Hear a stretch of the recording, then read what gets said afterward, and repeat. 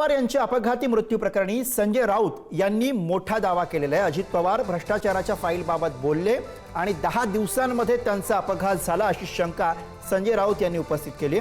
अजितदादांच्या अपघाती मृत्यूनंतर जस्टिस लोया प्रकरणाची आठवणही संजय राऊतांनी काढली आहे। भाजपच्या घोटाळ्याची फाईल मी उघड करेन असं अजितदादा म्हणाले होते, मात्र त्यांच्या या विधानाच्या 10 दिवसांनंतर त्यांचा अपघातामध्ये मृत्यू झाला असं संजय राऊतांनी म्हटलेलं आहे।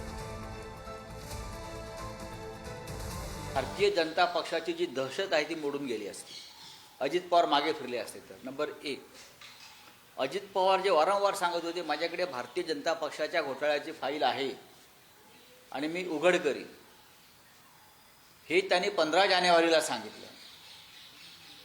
हे त्यांनी 15 जानेवारीला सांगितलं आणि पुढल्या 10 दिवसामध्ये त्यांच्या विमानाचा अपघात होऊन त्यांचा मृत्यू झालेला आहे। हे रहस्यमय आहे। मला जस्टिस लोयाची आठवण येते। या प्रकरणानंतर मला जस्टिस लोयाची आठवण झाली, त्या प्रकरणाची आठवण झाली।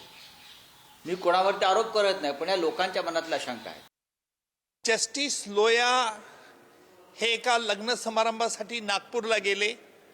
त्यांच्या समवेत जे न्यायाधीश बरोबर होते ते जिल्हा सत्र न्यायाधीश यांच्याशी मी प्रत्यक्ष बोललेलो होतो।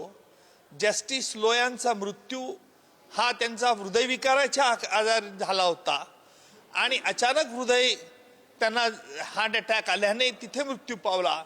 परंतु दुर्दैवाने याचं देखील राजकीय भांडवल केलं जातं।